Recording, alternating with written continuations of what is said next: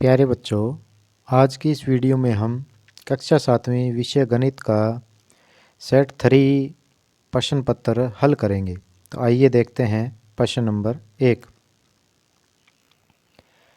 एक नगर की जनसंख्या 50,000 से घटकर 49,500 हो गई तो घटने की प्रतिशत ज्ञात करनी है। तो सबसे पहले क्या है, हम 50,000 से 49,500 हो गई तो कितनी कम हुई? 500 जनसंख्या कम हो गई। तो 50,000 में से 49,500 घटा लेते हैं। 500 कम हो गई, कितने पे कम हुई है? 50,000 पे कम हुई है। तो बटा में 50,000 और प्रतिशत ज्ञात करते हैं तो गुणा में 100। तो इसको सॉल्व कर लेते हैं हम। 2 जीरो से 2 जीरो, इस 2 जीरो से ये 2 जीरो कैंसिल होगी, 5 एकम 5। तो यानी कि 1% जनसंख्या क्या है हमारी कम हुई है। तो ऑप्शन नंबर क है ये आपका सही उत्तर होगा।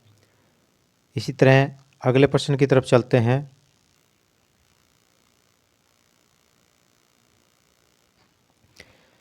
प्रश्न नंबर 2 है, -4/5 भाग में 2 का मान ज्ञात करो। तो -4/5 और भाग 2 है तो इसका गुणा करेंगे तो व्युत्क्रम हो जाता है। 2 का मतलब 2/1 तो क्या हो जाएगा? 1/2 हो जाएगा।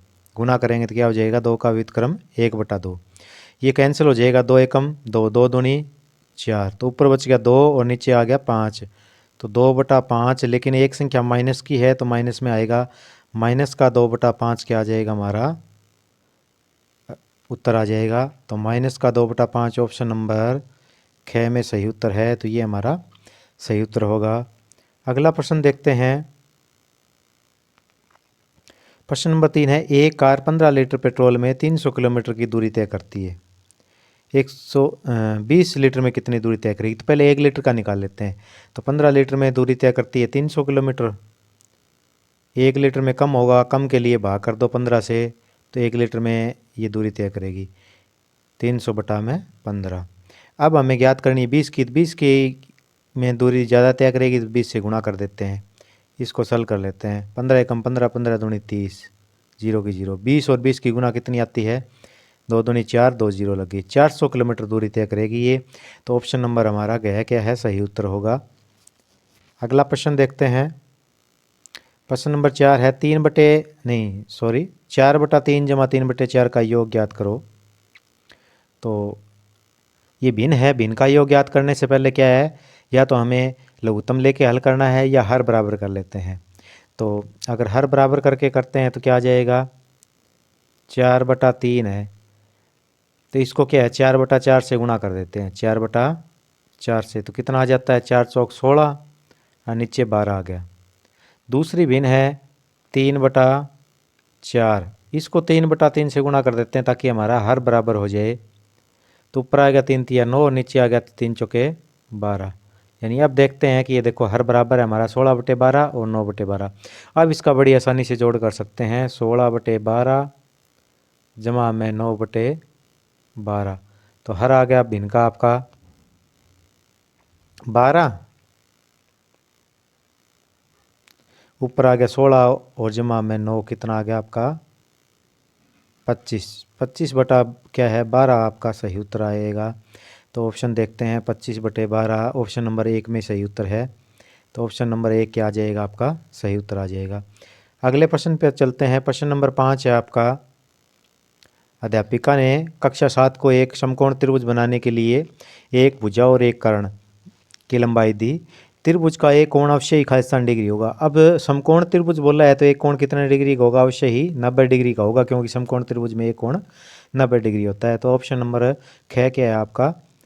90 डिग्री सही उत्तर होगा। तो इसका आंसर ख 90 डिग्री पूरा उत्तर लिख देंगे। नेक्स्ट प्रश्न देखते हैं। -3 और -2 के बीच की दो परिमेय संख्याएं। तो बीच की परिमेय संख्या लिखने के लिए क्या है, अगर हमें 2 लिखनी है तो 3/3 से गुणा कर देंगे। 5 लिखनी है 6/6 से गुणा कर देंगे। तो इसमें 2 लिखनी है तो क्या करेंगे, पहले -3 को हमने किससे कराया? 3/3 से गुणा कर दिया। 3 तिया 9/3, माइनस है तो माइनस में आ जाएगा। और 2 को भी क्या है 3/3 से गुणा कर देंगे। 3/3 से गुणा करने पर भिन्न के ऊपर कोई फर्क नहीं पड़ेगा और क्या है इनके बीच की परिमेय संख्या हम बड़ी आसानी से लिख सकते हैं। तो ये आ गया 3 दूनी 6/3 माइनस का है तो माइनस आ गया। अब -9/3 और 6/3 क्या है, -3 और -2 को की जगह क्या है भिन्न प्राप्त हुई है, तो इनके बीच की परिमेय संख्या क्या आएगी, -6 और -9 के बीच में आ जाएगा -8/3 और -7/3। तो ये दो क्या है, इसके बीच की परिमेय संख्या आ गई।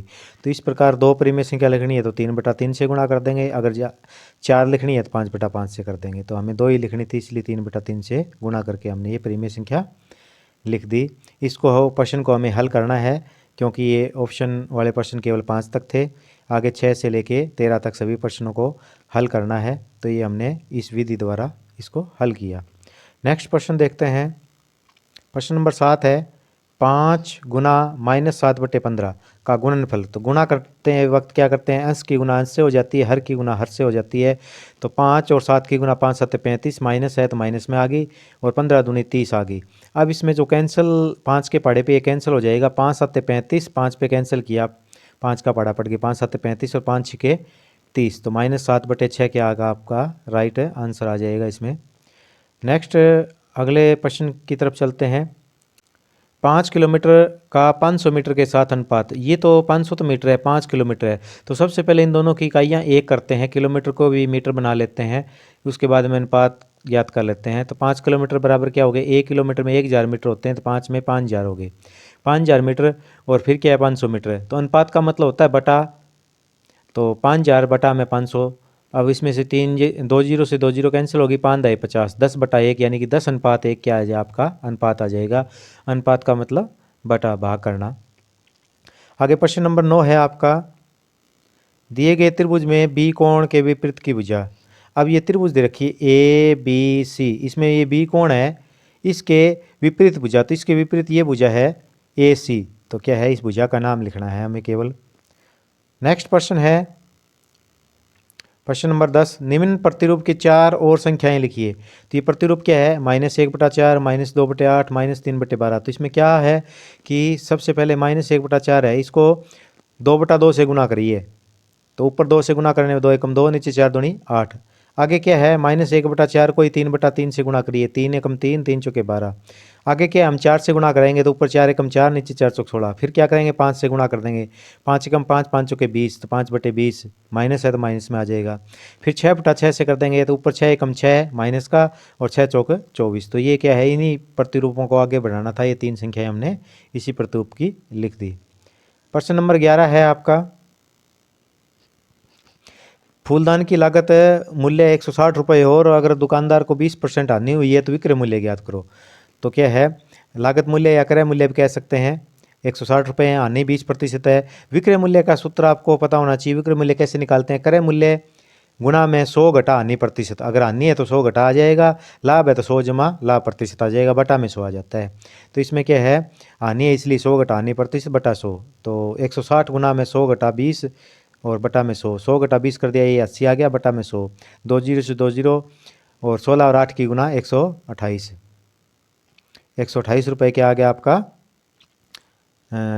विक्रय मूल्य आ गया।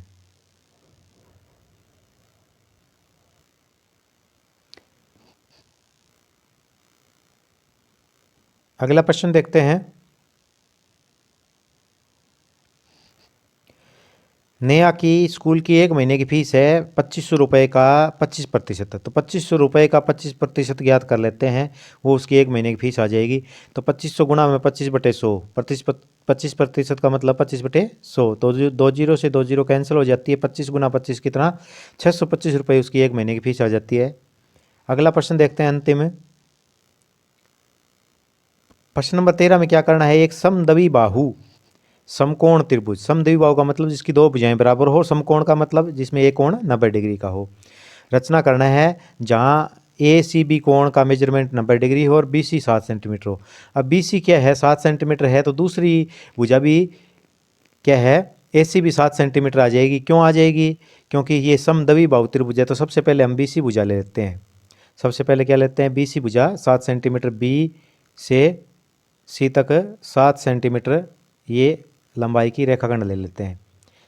और उसके बाद में क्या है, कोण ACB यानी कि C के ऊपर जो कोण बनाना है वो कितना डिग्री का, वो आप चांदे से भी बना सकते हैं, प्रकार से बना सकते हैं। 90 डिग्री का कोण बना के हम क्या है कोण बना देते हैं। उसके बाद में आगे क्या काम करना है, आगे नंबर 3 पे क्या है, ये जो बी सी 7 सेंटीमीटर है, द्विबाहु होने के कारण ए सी भी कितनी होगी 7, तो सी से लेके ए तक भी ये फुटे से या प्रकार से क्या है 7 सेंटीमीटर रेखा, ये रेखा भी हम 7 सेंटीमीटर ले लेते हैं, ये रेखा भी 7 सेंटीमीटर ले लेते हैं हम। तो ये बिंदु ए आ जाएगा। अब क्या करते हैं आगे, ए और बी को क्या कर देते हैं मिला देते हैं, तो ये हमारी त्रिभुज प्राप्त हो जाती है जो समकोण है और समद्विबाहु त्रिभुज है। रचना के चरण जो हमने कार्य किया वही रचना में लिख देंगे कि बी सी एक 7 सेंटीमीटर रेखाखंड लिया, सी पर क्या 90 डिग्री का कोण बनाया, ये प्रकार से भी बना सकते हैं, चांदे से बना सकते हैं। सी से ए तक 7 सेंटीमीटर काटा क्योंकि द्विबाहु त्रिभुज में दो भुजा बराबर होगी, ए बी को मिला दिया तो ए बी सी अभिष्ट त्रिभुज है। तो इस प्रकार हमने क्या है आज कक्षा 7वीं का सेट 3 पेपर गणित विषय का हल किया।